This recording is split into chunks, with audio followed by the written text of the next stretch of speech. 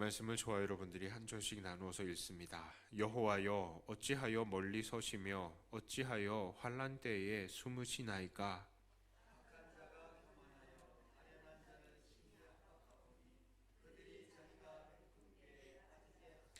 악인은 그의 마음의 욕심을 자랑하며 탐욕을 부리는 자는 여호와를 배반하여 멸시하나이다.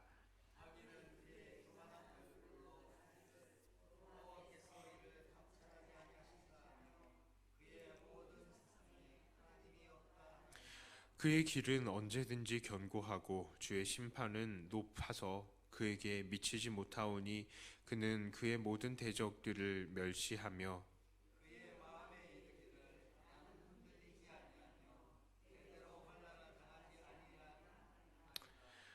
그의 입에는 저주와 거짓과 포악이 충만하며 그의 혀 밑에는 잔해와 죄악이 있나이다.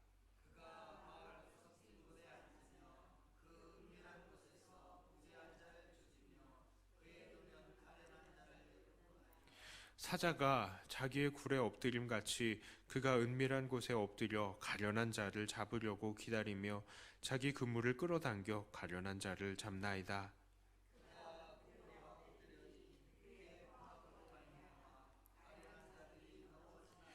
그가 그의 마음에 이르기를 하나님이 잊으셨고 그의 얼굴을 가리셨으니 영원히 보지 아니하시리라 하나이다.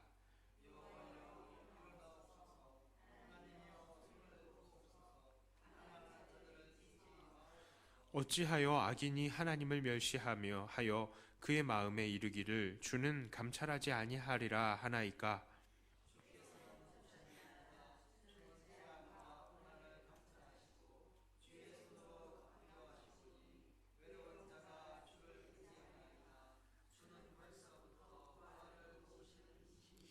악인의 팔을 꺾으소서. 악한 자의 악을 더 이상 찾아낼 수 없을 때까지 찾으소서.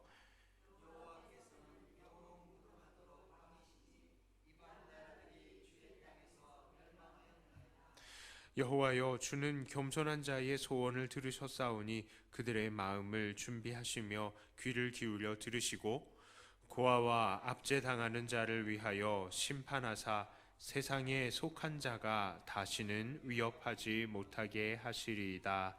아멘. 우리는 종종 하늘이 두렵지 않느냐라는 말을 듣거나 또 사용하기도 합니다.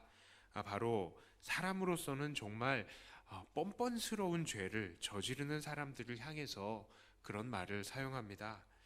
자, 이 세상을 보면 정말 범죄가 얼마나 점점 더 정교해지고 또 잔인해지는지 모르겠습니다.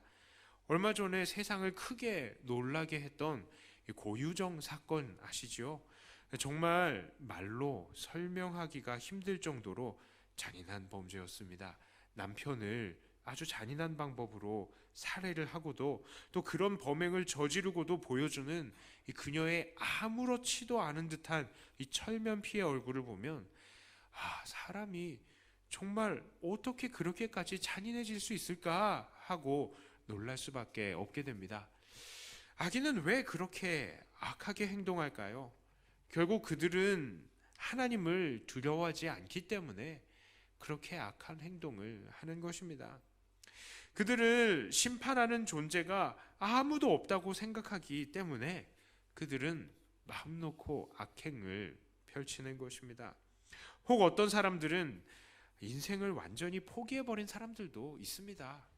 그래서 그런 사람들은 정말 이 법정의 최종 심판대 앞에서도 고개 빳빳이 쳐들고 어서 나를 사형시켜주세요. 뭐 이렇게 이야기도 합니다. 죽음이 두렵지 않다라고 이야기를 합니다. 그런 사람들은 이 세상을 살아가는 것이 힘들어서 지쳐서 그런 것인지 아니면 이 세상을 살아가는 게 너무 재미가 없어서 그런 것인지 잘 모르겠습니다. 그러나 그런 사람들도 이 땅에서의 삶이 마지막이 아니라는 것을, 그리고 이 세상의 삶 이후에는 또 다른 삶이 있고 또 그 삶은 영원히 계속되어진다는 것을 깨닫는다면 그렇게 함부로 말하고 그렇게 함부로 행동하지는 않을 것입니다. 사실 바로 이런 문제 때문에 어떤 사람들은 하나님을 믿지 않음에도 불구하고 종교는 있어야 된다라고 말하는 사람들도 있습니다.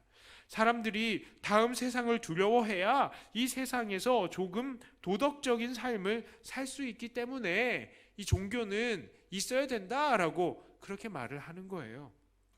사실 그렇죠. 만일 하나님이 계시지도 않고 또 하나님께서 우리에게 원하시는 도덕과 윤리적인 뜻이 없다면 사람들이 이 땅에서 착하게 살 이유가 없는 거예요. 그냥 이 한 몸 행복하게 잘 살면 되고 다른 사람들 괴롭히는 것에서 전혀 찔릴 이유가 없는 겁니다. 왜요? 하나님도 안 계시는데 뭐 강한 사람이 그냥 다 이기는 것 아니겠습니까? 어쨌든 나만 행복하면 되는 거 아니겠습니까? 그런 악인의 모습이 오늘 본문에서도 나타나고 있습니다. 5절과 6절에 이렇게 말씀해요. 자, 그의 길은 언제든지 견고하고 주의 심판은 높아서 그에게 미치지 못하오니, 이거는 시인이 이야기를 한 겁니다. 이건 불평이에요. 하나님 앞에 불평을 한 겁니다. 하나님은 저 사람 봐요. 저 악인의 길이 언제든지 견고하고요. 하나님의 심판은 너무 높아서 이 악인에게 미치지도 못하고 있잖아요 하면서 그는 그의 모든 대적들을 멸시하고 그의 마음에 이르기를 나는 흔들리지 아니하며 대대로 환난을 당하지 아니하리라 하나이다. 지금 이 사람의 상태가 이렇죠. 아까 이 사람의 4절에는 또 그렇게 이야기를 해요. 여호와께서 감찰하지 아니하신다. 하나님 없다. 이렇게 이야기를 하는 겁니다. 그러면서 이 사람에게 아무런 지금의 제약이 없으니까 이 사람이 이 이후로는 이 5절 6절 이후로 11절까지는 아주 마음껏 악행을 저지르는 내용들이 계속해서 나오고 있는 것을 우리는 볼 수 있습니다. 자, 그러나 하나님은 정말 살아계십니다. 필요해서 하나님이 계신 게 아니라 하나님이 계신 것입니다. 그리고 하나님은 감찰해 보시고 심판하시는 것입니다. 하나님께서 우리를 지켜보시지 않으신다면, 그리고 우리에게 아무런 상관을 하시지 않으신다면 하나님께서는 예수님을 이 땅에 보내시지도 않으셨을 것입니다. 하나님께서는 죄악에 가득 찬 이 세상을 관찰하시고 불쌍히 여기시고 또 이들을 구원하기 위해서 예수님도 보내주신 것입니다. 그리고 하나님께서는 우리가 이 예수님을 믿고 날마다 하나님의 뜻에 순종하여 살기를 원하시는 것입니다. 왜요? 심판이 정말 있기 때문입니다. 하나님이 계시고 심판이 있기 때문입니다. 히브리서 9장 27절에 말씀합니다. 한 번 죽는 것은 사람에게 정해진 것이요 그 후에는 심판이 있으리니. 성경은 우리에게 이렇게 분명히 말씀하고 있는 거예요. 이 심판은 언제 일어나겠습니까? 자, 개인적으로요, 이 심판은 두 가지 차원으로 일어날 수가 있어요. 하나는 개인적인 차원입니다. 개인적인 차원의 심판은 언제 일어나겠습니까? 사람이 죽으면 심판대 앞에 서게 되는 것이겠죠.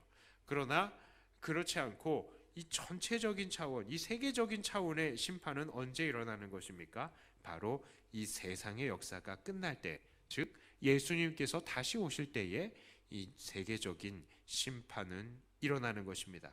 자, 그렇다면 우리는 무엇을 해야 될까요? 바로 어서 주님께서 다시 오셔서 이 세상을 하나님의 의로 심판하시는 것을 바라고 간구해야 하는 것입니다.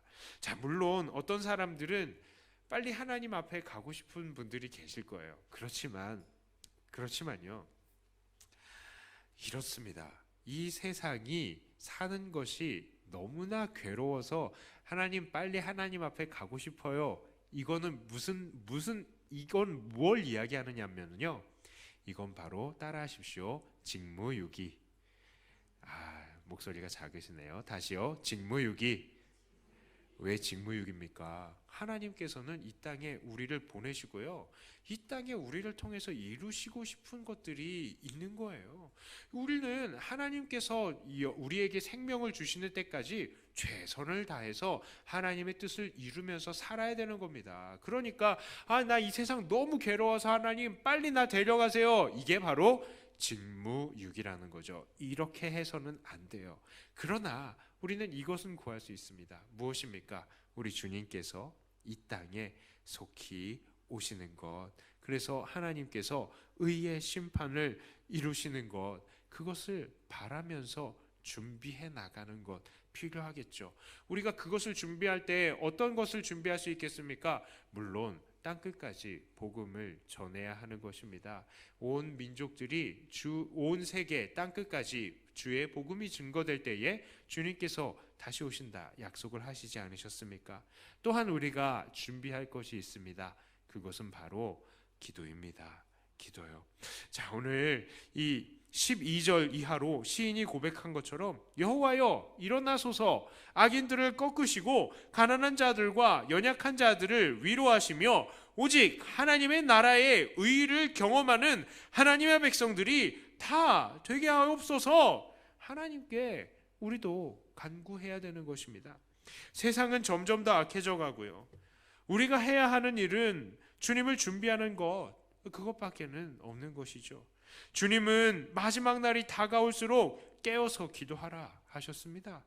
그러므로 이 세상의 타락함을 바라보면 바라볼수록 우리는 오늘 시인과 같은 마음을 가져야 되죠. 여호와여 일어나소서. 이 구약의 시인의 고백은요, 오늘날 우리의 아멘 주 예수여 어서 오시옵소서, 이 고백과 마찬가지의 고백이 되는 것입니다.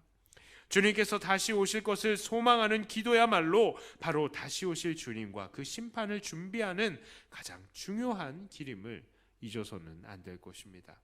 그러므로 주님 다시 오실 것을 소원하면서 의의 심판 날을 준비하시는 저와 여러분들이 다 되시기를 주님의 이름으로 축복합니다.